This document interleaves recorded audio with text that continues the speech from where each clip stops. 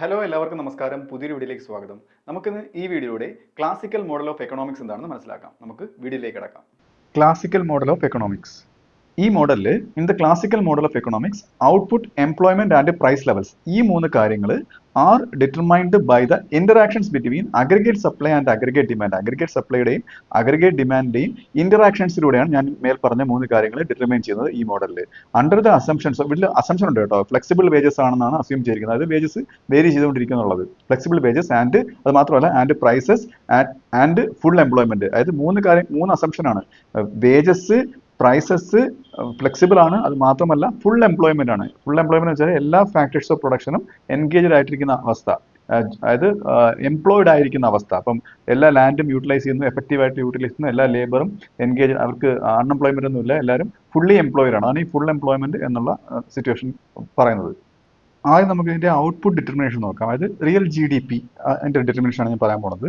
The classical model assumes that output is determined by aggregate supply which depends on factors of production. അതായത് aggregate supply ഒന്നാമത്തെ കാര്യം എന്ന് പറയുന്നത് ഇത് output തീരുമാനിക്കുന്നില്ല, അത് തീരുമാനിക്കുന്ന, അതായത് അഗ്രിഗേറ്റ് സപ്ലൈ തീരുമാനിക്കുന്ന ഘടകങ്ങളാണ് ഫാക്ടേഴ്സ് ഓഫ് പ്രൊഡക്ഷൻ. അതൊക്കെയാണ് ലാൻഡ്, ലേബർ, ക്യാപിറ്റൽ, ടെക്നോളജി. ഇവിടെ ലേബർ, ക്യാപിറ്റൽ, ടെക്നോളജി മൂന്ന് കാര്യങ്ങളാണ് എടുക്കുന്നത് കേട്ടോ. അപ്പം ഈ അഗ്രിഗേറ്റ് സപ്ലൈ, അതായത് real G D P determine ചെയ്യുന്ന കാര്യങ്ങൾ ഇപ്പോൾ പറഞ്ഞത്. അപ്പം അതിന്റെ പ്രൊഡക്ഷൻ ഫംഗ്ഷൻ ഇങ്ങനെ വരും. The production function is given as y is equal to function of K and L. അതായത് y എന്ന് പറയുന്ന ഔട്ട്പുട്ട്, അതിന്റെ ഏതിന്റെയൊക്കെ ഫംഗ്ഷൻ, കെ എന്ന് പറയുന്നത് ക്യാപിറ്റൽ, എൽ എന്ന് പറയുന്നത് ലേബർ, ഇതിന്റെ രണ്ടിന്റെ ഫംഗ്ഷൻ ആണ് y എന്ന് പറയുന്ന ഔട്ട്പുട്ട് എന്ന് പറയുന്നത്. അതാണ് ഈ ഒരു ഇക്വേഷൻ ഇതിൽ വരുന്നത്.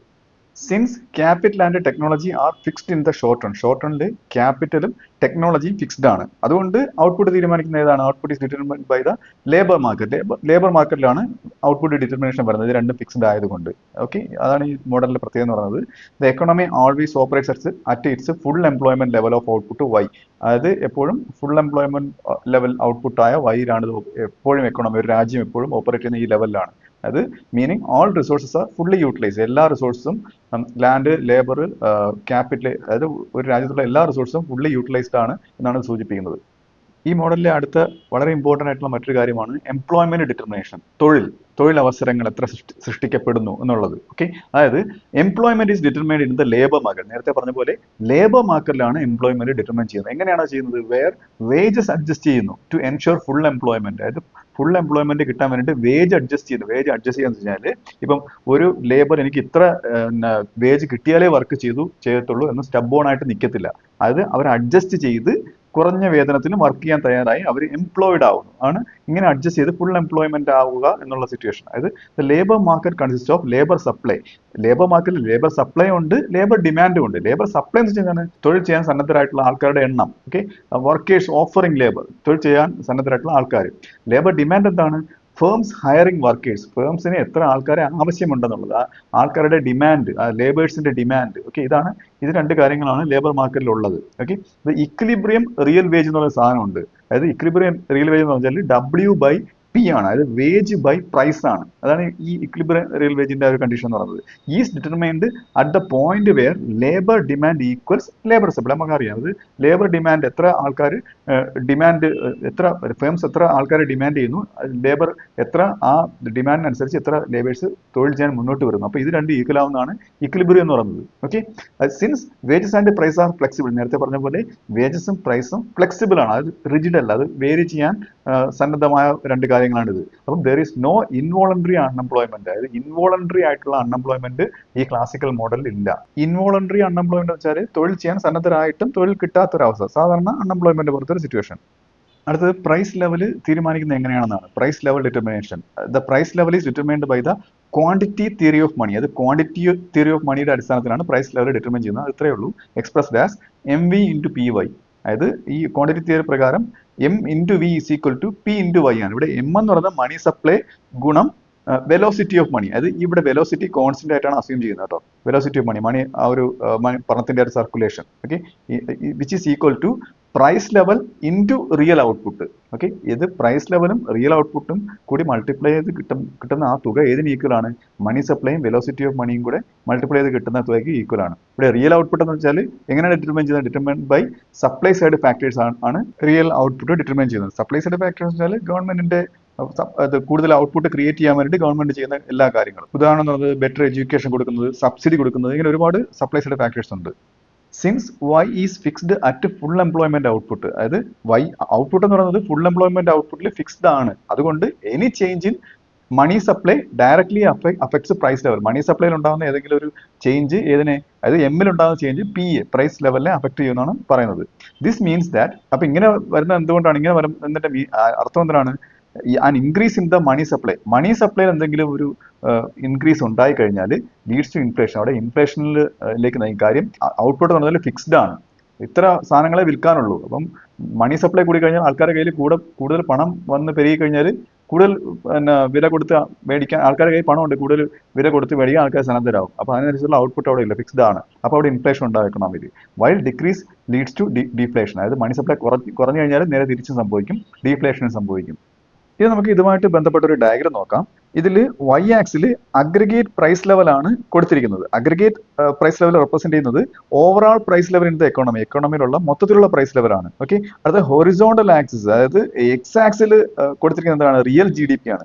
Real G D P represent ചെയ്യുന്നത് the economy's output or production, എക്കോണമിയിലെ ആ മൊത്തത്തിലുള്ള പ്രൊഡക്ഷൻ ആണ് ഇത് സൂചിപ്പിക്കുന്നത്. ഇനി നമുക്കിതിലെ കേർവുകൾ പരിചയപ്പെടാം. നമുക്ക് വൈ ആക്സിന് പാരലായിട്ട് വെർട്ടിക്കലായിട്ട് നിൽക്കുന്ന LRAS കർവ് പരിചയപ്പെടാം. അത് LRAS എന്ന് വെച്ചാൽ long run aggregate supply curve ആണ്. ഓക്കെ, ഈ കർവ് റെപ്രസെന്റ് ചെയ്യുന്നത് എക്കണോമിയുടെ ഫുൾ എംപ്ലോയ്മെന്റ് ഔട്ട്പുട്ട് ആണ്, അതായത് പൊട്ടൻഷ്യൽ ജി ഡി പി ആണ് ഇത് റെപ്രസെന്റ് ചെയ്യുന്നത്. ഇത് വെർട്ടിക്കലായിട്ട് നിൽക്കുന്ന കാരണം എന്ന് പറയുന്നത് ലോങ് റണ്ണിൽ ഔട്ട്പുട്ട് ഡിറ്റർമിൻ ചെയ്യുന്നത് ഇതാണ്, റിസോഴ്സസ്, ടെക്നോളജി, ഇൻസ്റ്റിറ്റ്യൂഷൻ, ഈ 3 കാര്യങ്ങളാണ് ഔട്ട്പുട്ട് ഡിറ്റർമൈൻ ചെയ്യുന്നത്, എന്തല്ല, പ്രൈസ് അല്ല. അതുകൊണ്ടാണ് ഇത് വെർട്ടിക്കലായിട്ട് ഇങ്ങനെ നിൽക്കാനുള്ള കാര്യം. ഇനി ഇതിൽ നമുക്ക് SRAS1, SRAS2 കൊടുത്തിരിക്കുന്നത് കാണാം. അത് ഷോർട്ട് റൺ അഗ്രിഗേറ്റ് സപ്ലൈ ആണ്, മറ്റേത് ലോങ് റൺ ആണെങ്കിൽ ഇത് ഷോർട്ട് റൺ ആണ്.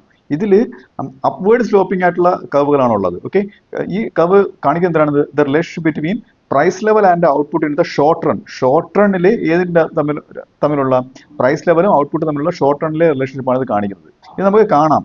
SRAS2 എന്ന് പറയുന്നത് ലെഫ്റ്റിലേക്ക് ഷിഫ്റ്റ് ചെയ്ത് കാണാം. അതായത് SRAS1 നിന്ന് ഷിഫ്റ്റ് ചെയ്ത് SRAS2 പോകുന്നത് നമുക്ക് കാണാം. ഇത് ഇൻഡിക്കേറ്റ് ചെയ്യുന്നത് decrease in short run aggregate supply ആണ്. ഷോർട്ട് റൺ അഗ്രിഗേറ്റ് സപ്ലൈ കുറഞ്ഞതുകൊണ്ടാണ് ലെഫ്റ്റിലേക്ക് ഷിഫ്റ്റ് ചെയ്തത്. ഇത് എന്തുകൊണ്ടായിരിക്കാം, ഇതിന്റെ കാരണം എന്തായിരിക്കാം, ഹയർ പ്രൊഡക്ഷൻ കോസ്റ്റ് ഉള്ളത് കൊണ്ട്, സപ്ലൈ ഷോക്സ് ഉള്ളത് കൊണ്ട്, അല്ലെങ്കിൽ മറ്റ് പ്രൊഡക്ഷനിൽ ഉണ്ടായ മറ്റ് തടസ്സങ്ങൾ കൊണ്ടൊക്കെയാണ് ഈ സപ്ലൈ, അതായത് പ്രൊഡക്ഷൻ ഇങ്ങനെ കുറഞ്ഞത്. അതുകൊണ്ടാണ് ഇത് ലെഫ്റ്റിലേക്ക് ഷിഫ്റ്റ് ചെയ്തത്. അടുത്ത AD കർവ്സ് ആണ്. നമുക്ക് കാണാം AD1, AD2. അവിടെ ഷിഫ്റ്റ് ഉണ്ടായിരിക്കുന്നത് നമുക്ക് കാണാം, അപ്വേർഡ് ഷിഫ്റ്റ് ആണ് ഉണ്ടായിരിക്കുന്നത്. അതായത് aggregate demand rightward shift ചെയ്തിരിക്കുന്നു. അതായത് രണ്ട് ഡിമാൻഡ് കർവ് വെച്ചാൽ ഡൗൺവേർഡ് സ്ലോപ്പിംഗ് ആണ്. ഓക്കെ, അത് മൊത്തത്തിലുള്ള ഒരു എക്കോണമിയുടെ മൊത്തത്തിലുള്ള സ്പെൻഡിങ് ആണ് കാണിക്കുന്നത്. അപ്പം AD1 നിന്ന് AD2 ഷിഫ്റ്റ് ചെയ്തു. ഇത് കാണിക്കുന്നത് എന്താണ്, increase in aggregate demand, aggregate demand കൂടിയതായിട്ട് കാണിക്കുന്നത്.